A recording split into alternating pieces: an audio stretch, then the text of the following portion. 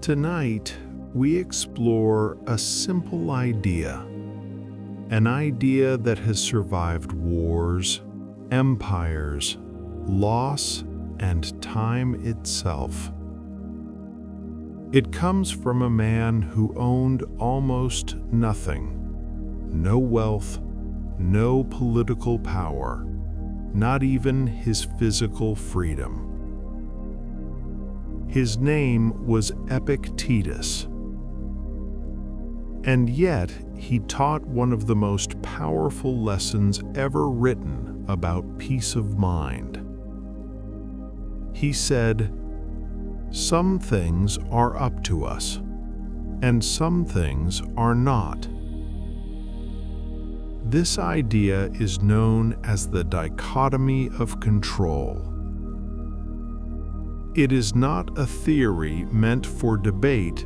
It is a practical tool for daily life, for anxiety, for frustration, for regret, for the quiet moments before sleep when the mind begins to wander. Tonight is not about forcing relaxation. It is about understanding something deeply enough that tension loosens on its own. You do not need to remember everything you hear. You do not need to stay focused the entire time. Simply listen. Let the ideas arrive. Let them pass if they wish. Epictetus believed that peace does not come from changing the world.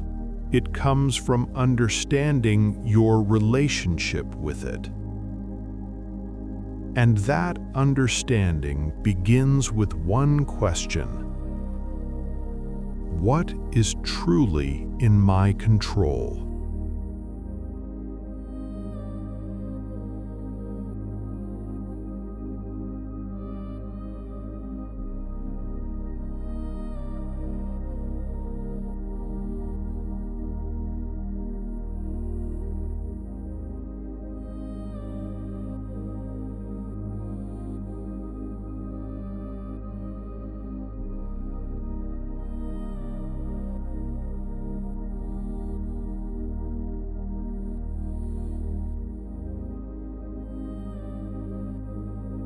Epictetus was born into a world that offered him almost no freedom.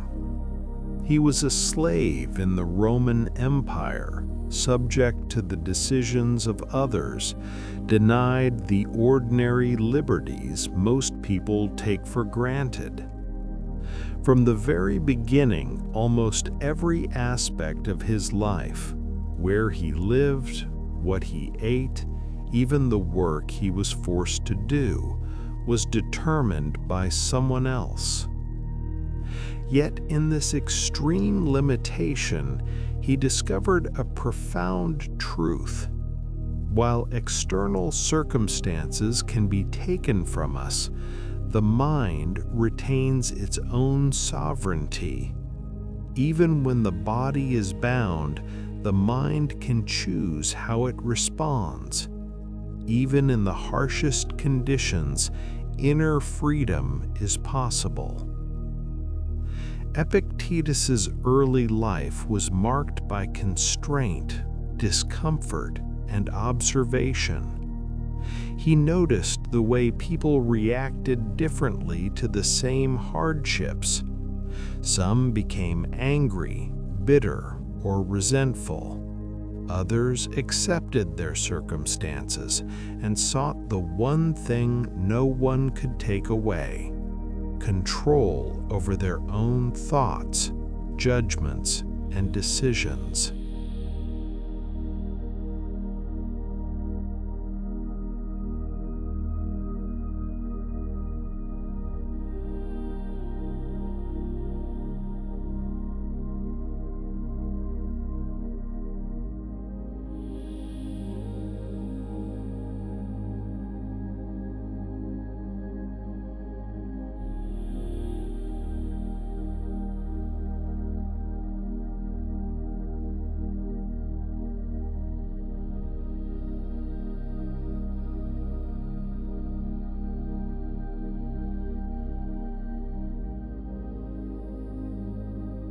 At the heart of Epictetus's teaching is a simple yet revolutionary idea: the distinction between what is within our control and what is not.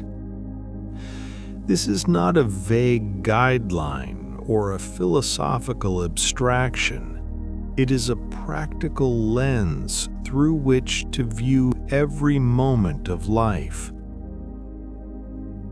Think about your own day.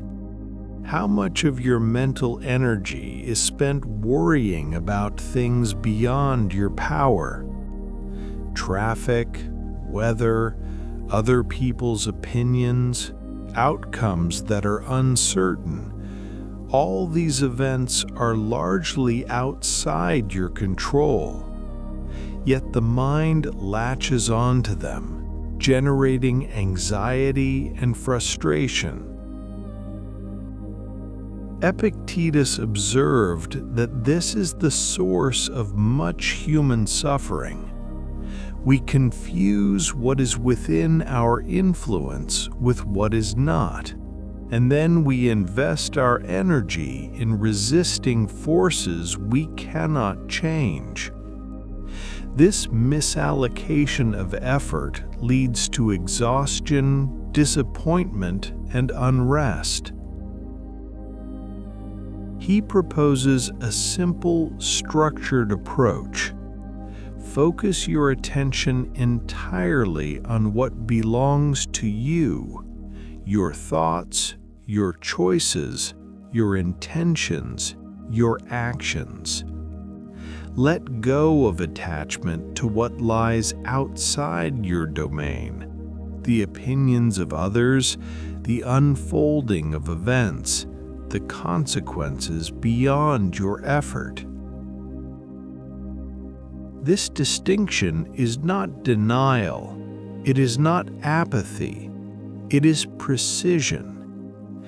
It is knowing where your energy can actually have an effect. When we act within what is ours to act upon, our efforts are meaningful. When we act on what is not ours, we suffer unnecessarily. Consider a modern example, a work project.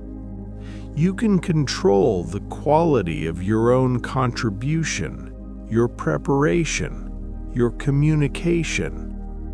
You cannot control whether the client approves, whether a colleague meets their deadlines, or whether unexpected obstacles arise.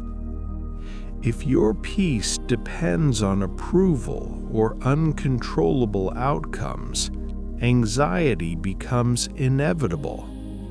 If your peace depends only on what you can influence, clarity and freedom emerge. This approach can be applied to relationships as well. You cannot control how others behave, what they think, or whether they appreciate you. You can, however, control how you respond, how you communicate, and whether you act with honesty, integrity, and patience. Epictetus's dichotomy of control is not about withdrawal from life. It is about engagement with life from a position of clarity and strength. By knowing where your influence ends, you conserve energy for the choices that truly matter. Imagine holding a rope taut between 2 points. If you pull on something immovable, you strain your muscles with no result. If you pull on something flexible, you can move it efficiently.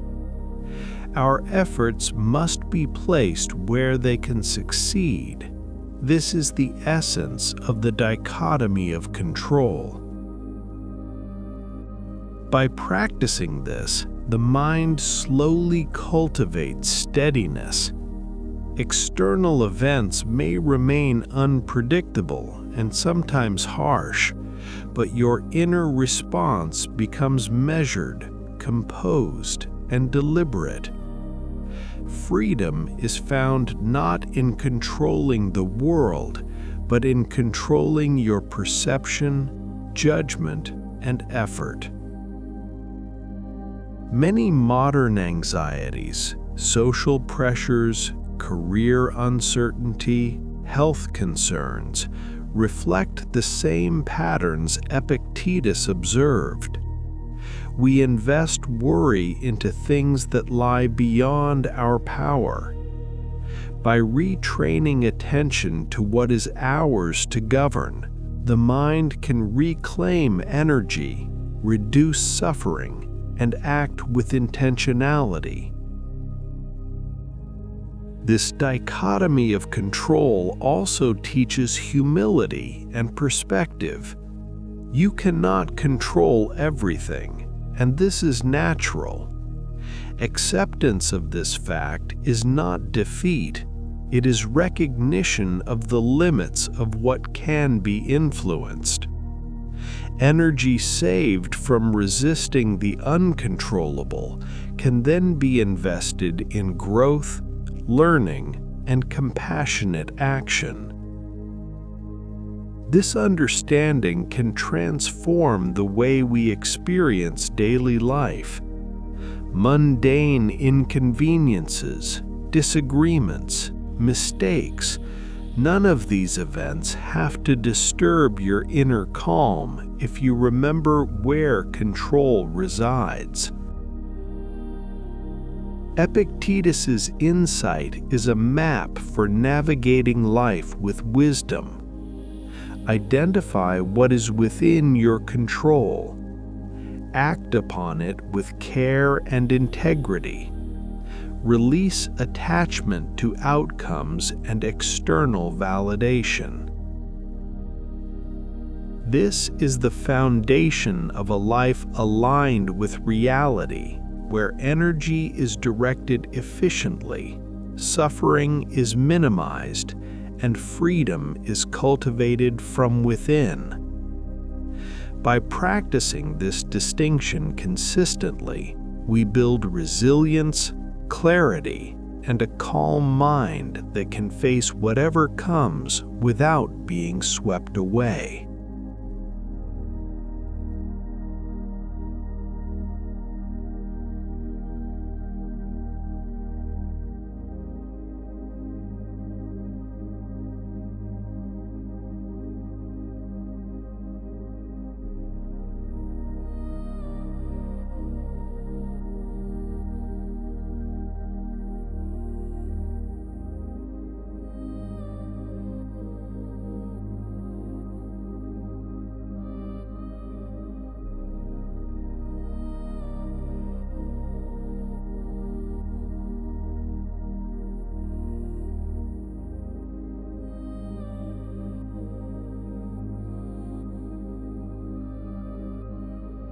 Acceptance is one of the most misunderstood ideas in philosophy.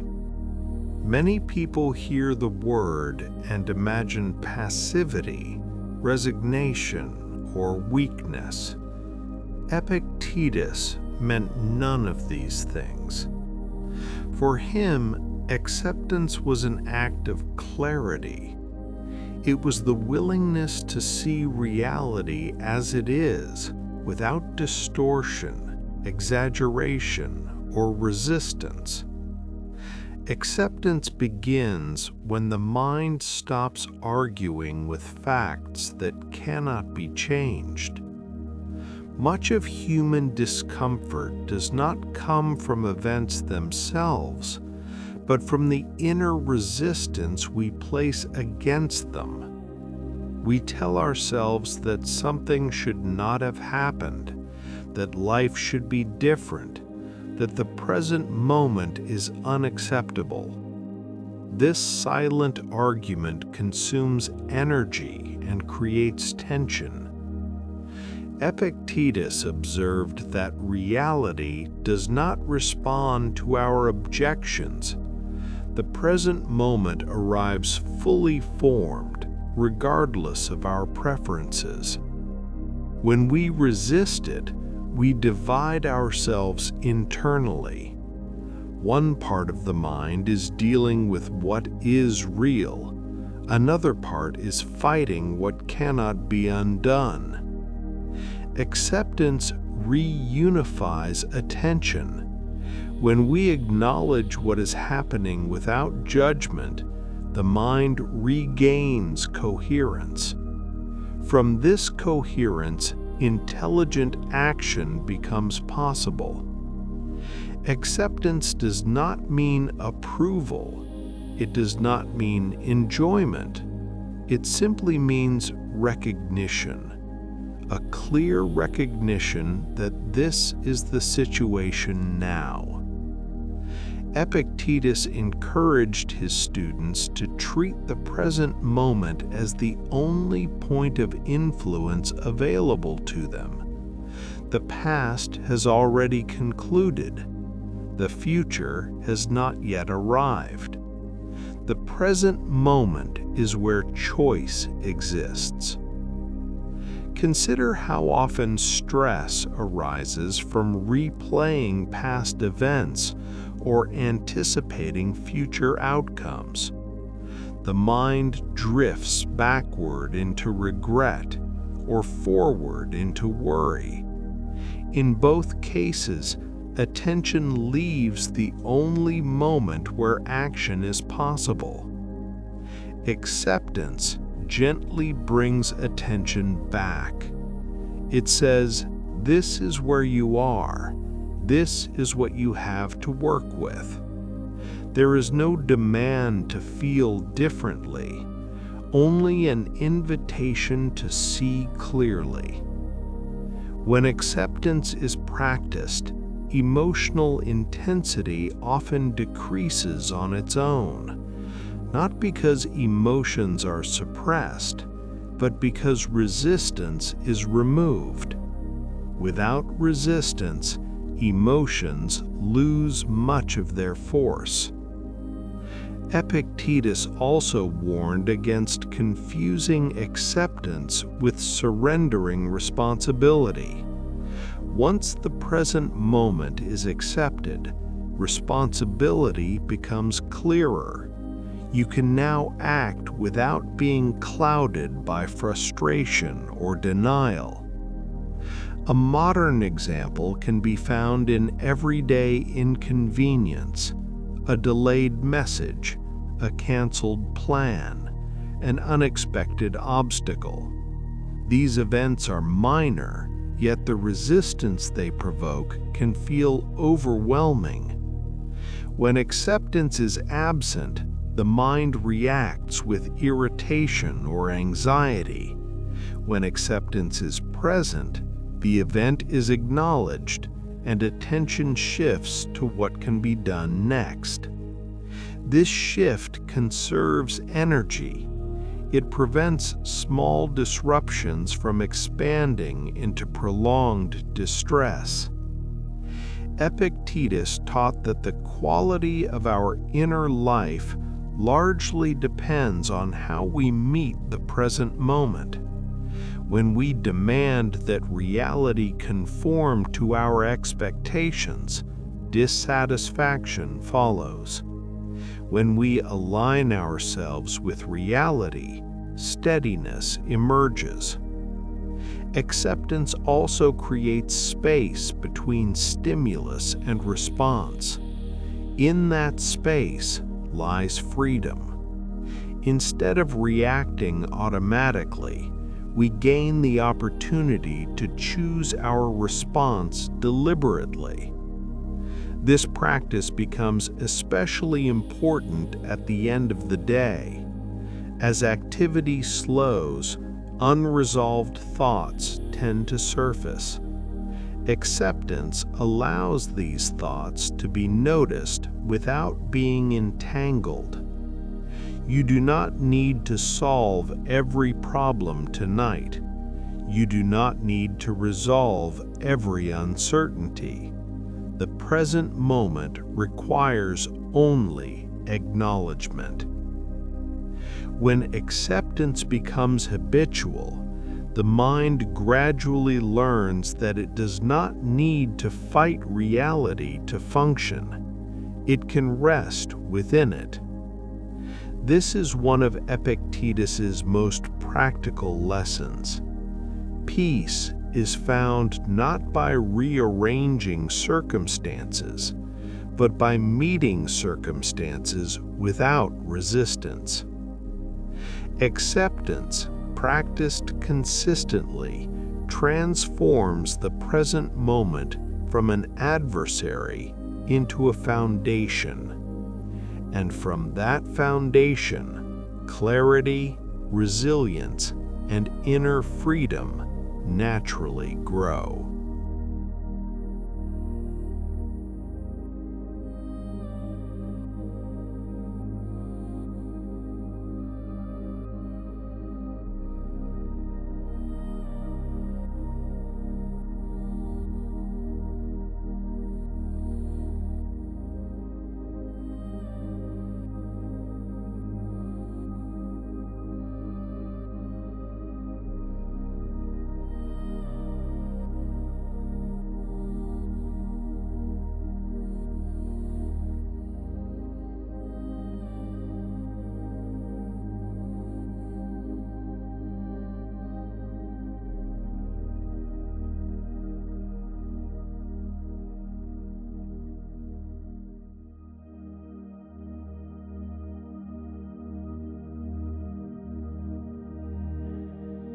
For Epictetus, freedom was not a political condition or a change in circumstances.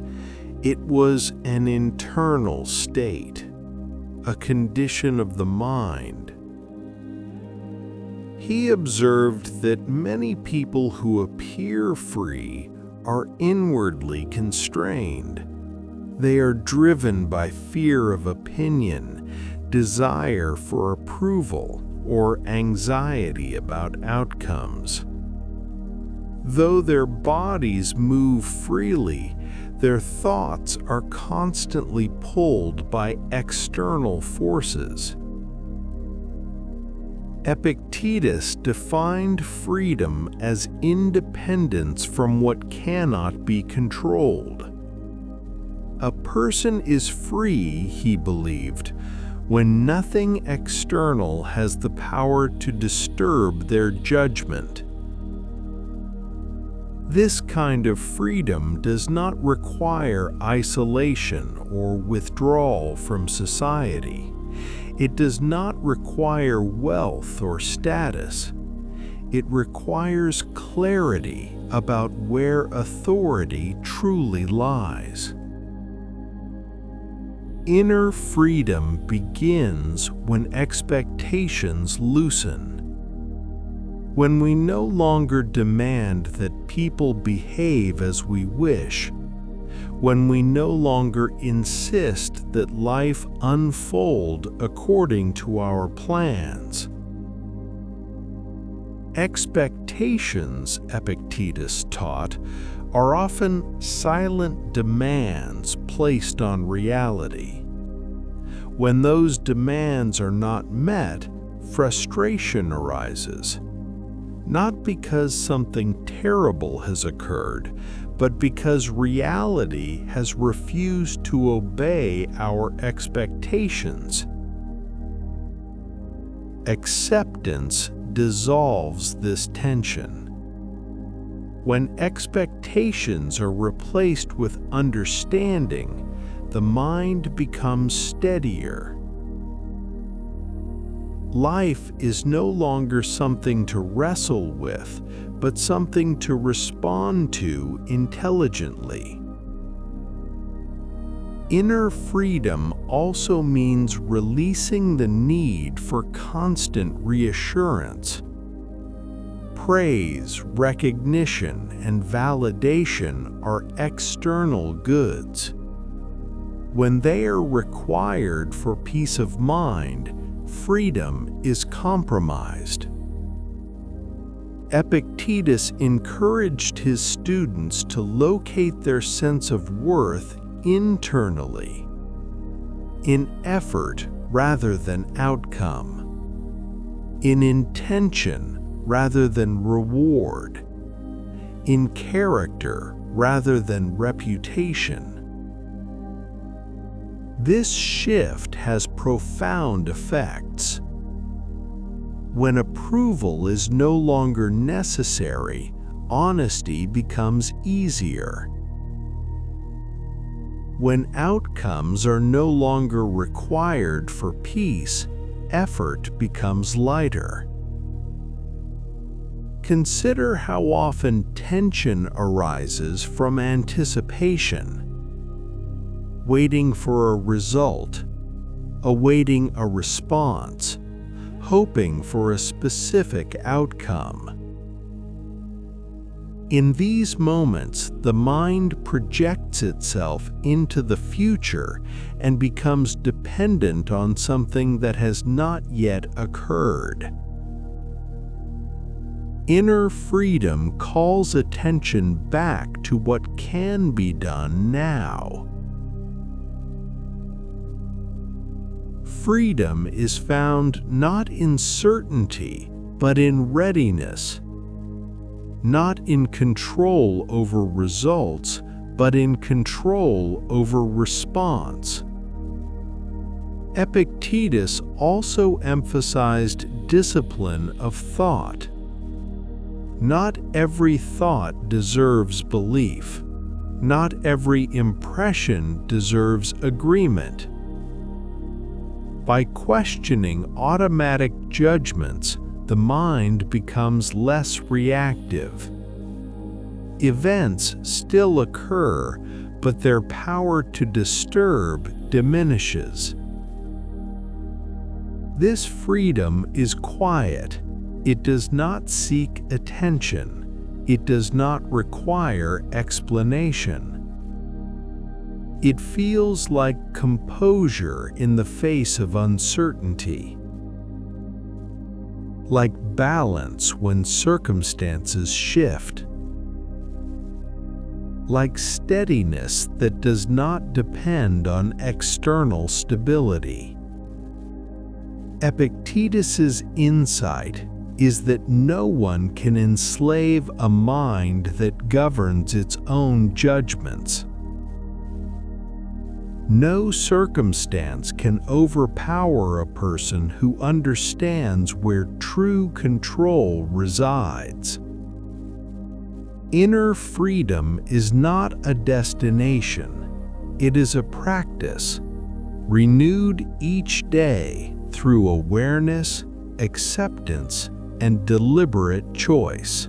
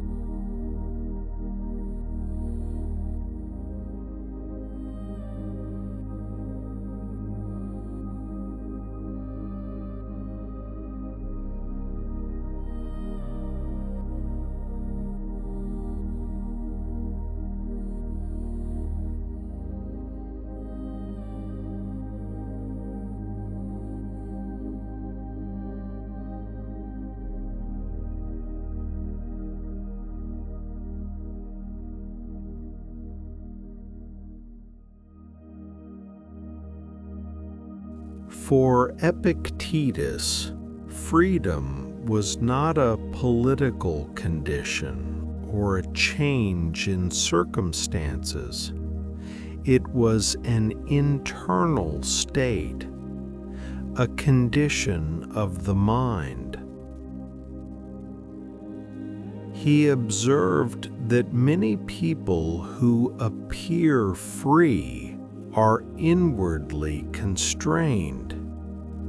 They are driven by fear of opinion, desire for approval, or anxiety about outcomes. Though their bodies move freely, their thoughts are constantly pulled by external forces. Epictetus defined freedom as independence from what cannot be controlled. A person is free, he believed, when nothing external has the power to disturb their judgment. This kind of freedom does not require isolation or withdrawal from society. It does not require wealth or status.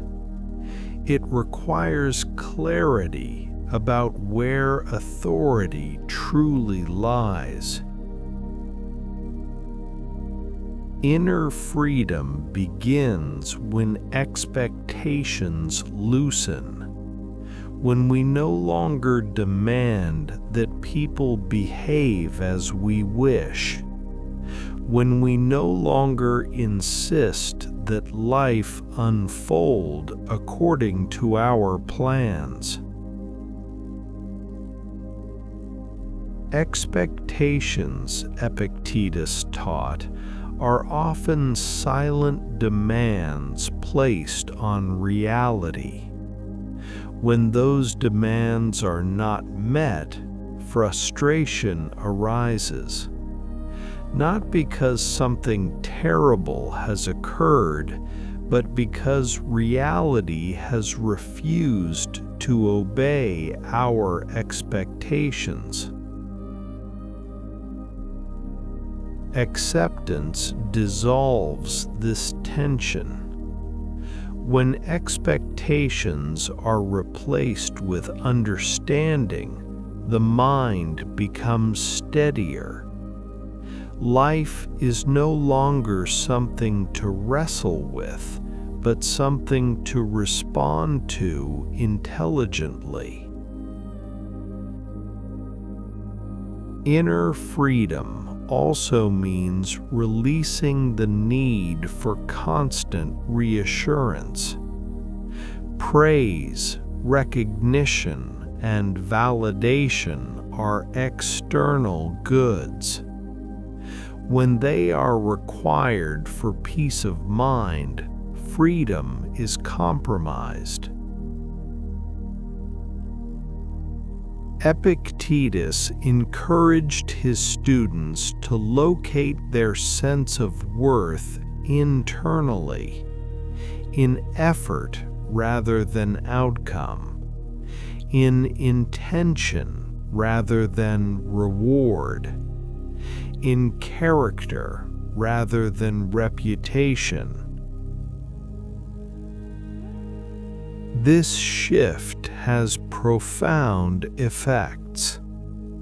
When approval is no longer necessary, honesty becomes easier. When outcomes are no longer required for peace, effort becomes lighter. Consider how often tension arises from anticipation, waiting for a result, awaiting a response, hoping for a specific outcome.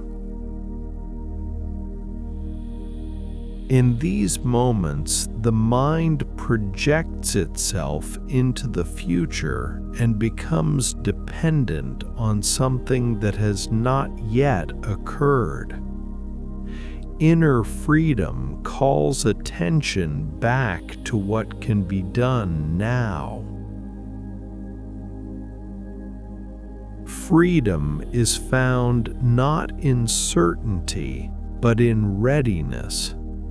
Not in control over results, but in control over response. Epictetus also emphasized discipline of thought. Not every thought deserves belief. Not every impression deserves agreement. By questioning automatic judgments, the mind becomes less reactive. Events still occur, but their power to disturb diminishes. This freedom is quiet. It does not seek attention. It does not require explanation. It feels like composure in the face of uncertainty, like balance when circumstances shift, like steadiness that does not depend on external stability. Epictetus's insight is that no one can enslave a mind that governs its own judgments. No circumstance can overpower a person who understands where true control resides.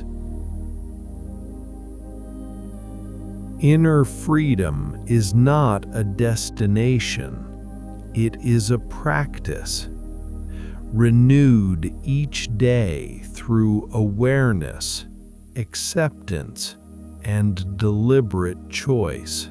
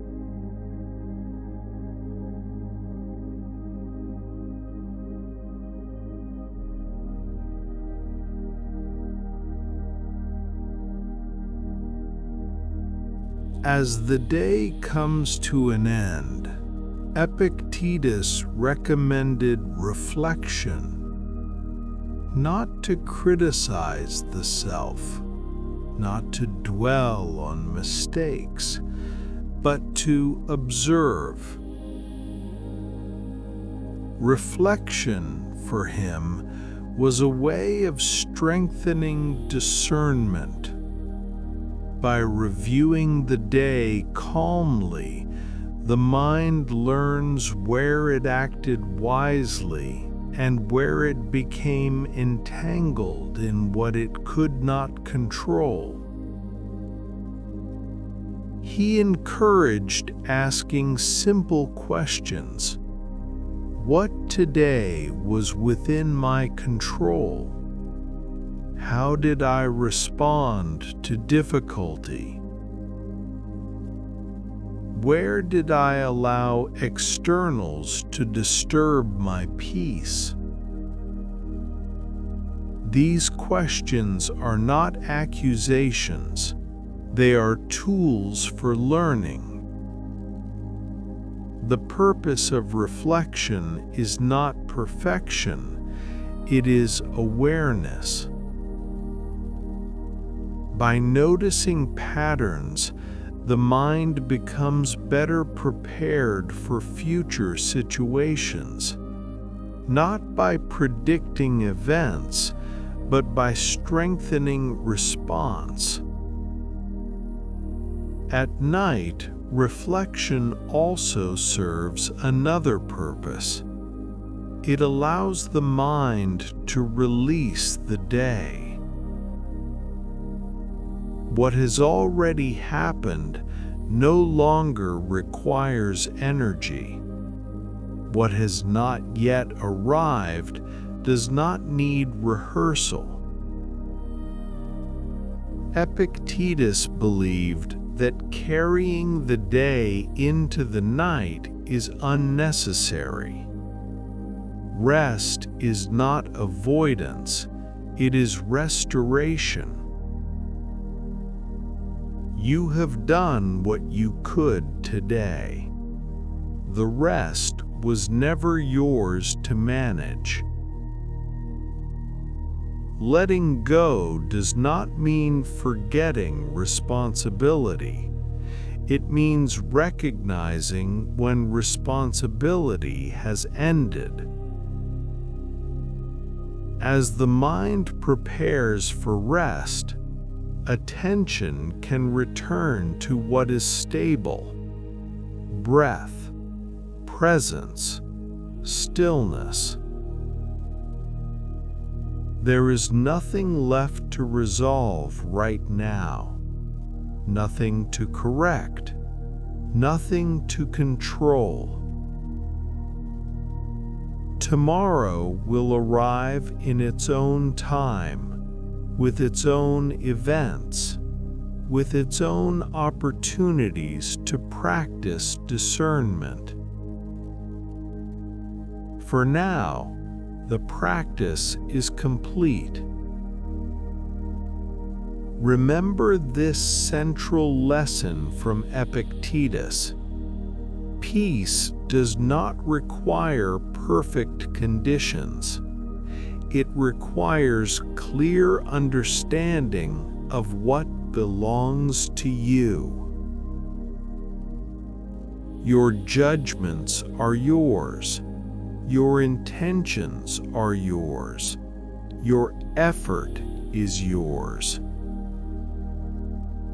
Everything else can be allowed to unfold without resistance.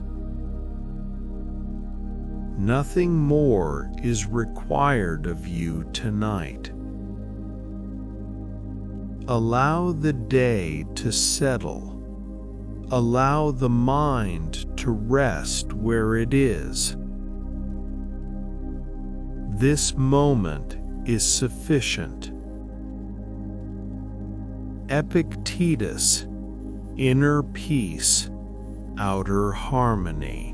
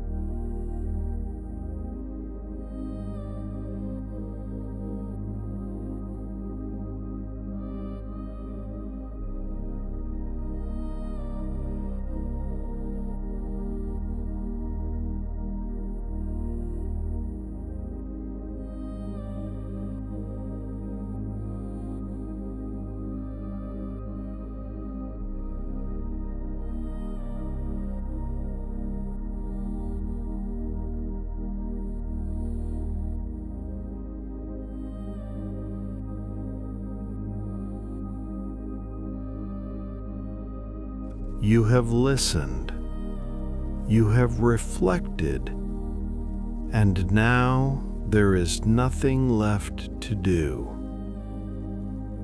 The ideas do not need to be held tightly. They do not need to be memorized. Understanding settles naturally when the mind is at ease. Some things are within your control, others are not. This knowledge is not something you must carry actively. It works quietly, in the background, shaping how you meet the world. Right now, there is no decision required of you, no response needed, no effort expected. What belongs to you has already been honored today. What does not belong to you can be released without consequence. If thoughts appear, let them pass. If reflections return, allow them to soften and drift. You do not need to resolve anything tonight. Clarity grows in rest as much as in effort. The mind learns by observing, not by forcing. Even now, understanding continues quietly. As you rest, the distinction becomes simpler. What you can influence remains close. What you cannot influence moves further away. Nothing is being taken from you. Only weight is being set down. The day is complete. Its lessons are enough. There is space now, space to rest, space to sleep. Allow attention to loosen. Allow awareness to fade gently. You may rest here